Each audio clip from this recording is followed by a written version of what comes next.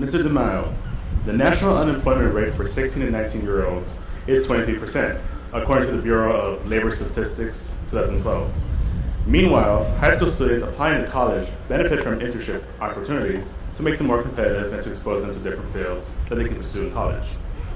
What can you do to work with San Diego's business community to create more job and internship opportunities for San Diego youth? This is an issue near and dear to my heart. When I was taken in by the Jesuits at age 13, I was orphaned as a child. My mother passed away. My father left 2 weeks beforehand. I did not have an income. The Jesuits gave me a safe boarding school to go to. They gave me a great education, but I did not have an income. One of the things that I had to do is get a job to earn money to get by. And I'll tell you, while I got a great education in the classroom, I learned a lot on the job. I want to give that same opportunity to our youth in San Diego. And that's why early on, I announced the proposal to expand the San Diego Hire a Youth program from a few hundred students that it serves currently to 5,000 students a year. And I developed this proposal working with Mark Cafferty, who's head of our Economic Development Corporation, and headed a very similar initiative in Boston for their mayor.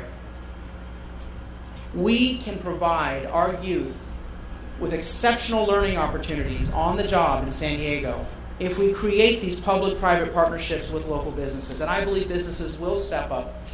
In the city of San Diego, I'm interested in using some of these summer employment and youth employment programs to provide our residents with better quality services. We can get projects done on a seasonal basis. So it's an absolutely important issue for us to tackle for San Diego's youth. Mr. Filner? Let me say two things about that. It's a great question. Number one, I want you all to help me with that. I've always had a youth advisory committee. I invite you all who are in high school, some who are in college in our city's institutions, to join me as part of governing this city. What is it that we could do from your perspective? In addition, my mantra has been, as someone who's been involved in education all his life, that a city must take care of its children from 6 a.m. to 6 p.m. The whole city has to take part. We give it to the school system. We give kids the school system, roughly 9 to 3. What happens before and after school? And yet a city has incredible resources to enhance the learning of our children, whether it's our museums, whether it's our ball teams, whether it's our big businesses and small businesses, whether it's our Navy, whether it's our senior centers. All of them can take responsibility before and or after school to help with that education. And I am going to convene a summit of our businesses and say, you have a responsibility to give internships and youth and job opportunities wherever possible to our youth. I'm going to do the same thing, by the way, for our veterans, because the veterans' unemployment is even higher than the statistics that you talked about. And we are going to provide internships within the city government and other public facilities to do that. Why isn't the city giving you those opportunities to intern? Why isn't our public officials? I have a program, but we got to enhance that. I'm not sure that the city has an official program to help in city departments as interns. Imagine what you guys all can learn and the kind of experience that gives you for future job opportunities. Thank you. Mr. Perry, next question for Mr. Filner. Like Mr. Filner, I've lived here a while, and I remember warm days like this that led to the Normal Heights fire, that led to the Great Brush Fires of 04 and 07, hundreds of homes destroyed.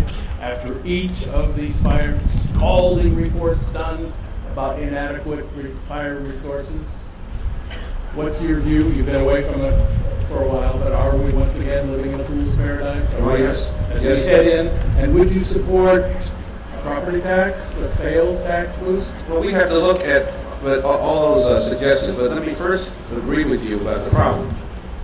And it applies to our police, it applies to our fire department, it applies to our ability to deal with these disasters. I think in Mr. DeMaio's district, from Penasquitos up till Rancho Bernardo. That's, I think, an area half the size of the city of San Francisco. There's one cop on duty most of the day. There's one fire truck. And if they call to another part of the city, there's nothing there. And yet that's where the fires destroyed hundreds of homes. So the question is, what are we going to do to assure the citizens of that safety?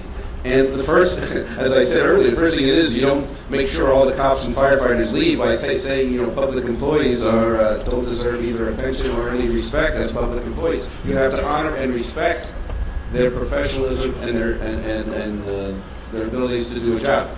That's the first thing. Then you look at putting money where we have not had it before. I suggested several sources already. The city's just had a windfall, for example, of I think it was $27 million that SDG&E had to pay the city because of fire damage liability. Why isn't that going in right into our public safety right now?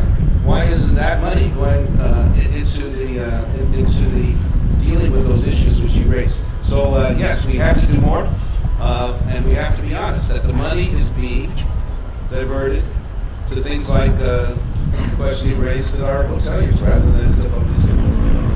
Mr. DeMaio? Well, obviously, this is an important issue. Public safety is the core, primary, first priority of local government. And it requires a balanced approach. First and foremost, we do need more resources. Back in 2010, the City Council voted to brown out fire stations. I was the lone vote against that proposal. I did not believe that you balance a budget by gutting and cutting your primary role. And they said we could only restore those fire stations if we did what? We raised our taxes by $500 million, the largest tax increase in the history of San Diego. And at the time I said no. We can actually get those fire resources. We can get more firefighters. We can open those fire stations through fiscal reforms. And I laid those out. We defeated that sales tax, and the mayor and the council adopted those reforms, and we were able to restore those browned out fire stations. Pension reform is going to be a critical tool, a strategy to free up the money so that we can put it back into the services. Mr. Filner has opposed those pension reform proposals time and time again. That will save hundreds of millions of dollars, and every single penny will go back into the core role of government, starting with public safety. Mr. Filner has opposed fair and open competition, competitive bidding on city services to save money. We're already up to nearly $8 million a year in savings through competition. Mr. Filner opposed every single one of those reforms. And so you need a mayor who can find the money to reinvest, not just pay lip service to an issue, but get it done through fiscal reform. Carl, isn't your definition of the half-cent sales tax measure rather loose? You call it a huge increase, but isn't the truth that the tax rate would have stayed, the sales tax would have stayed the same because a half cent was about ready to fall off that the state had imposed. So if the city put a half cent on minus plus, we stayed the same. And funds that the fire chief said were desperately needed would have flowed to the city. You're absolutely right. That money, that $500 million, just magically appears. I mean, Tony, these are working families that would have to pay more out of their pocket. And let me tell you that a sales tax, unlike any other form of taxation, a sales tax hits our working families, the lowest income families, disproportionately. So I know that argument was used during the campaign that, it's not going to really hurt you because the state of California is going to lower their taxes by ½ cent, and we're just going to replace that with an increased ½ cent over here. Well, you can put money in one pocket and take it out of the other. You're still taking the money out of our working families' pockets. Because of our leadership in defeating sales tax, Proposition D, San Diegans now have $500,000 more to help them in their effort to make ends meet. And it's been very difficult for our working families to make it through this rough economy. Mr. Filner, 30 seconds. Trying to figure out how to be civil at the same time showing our differences. Every single opportunity that we have to work together Mr. Clinton at the National Convention the other day pointed out, are we going to be a society where we are all in this together? Or is it just me, me, me, me, me? And we have to figure out that we're all in this together. And that includes resources for the government, that includes the kind of responsibility I suggested that we take for education.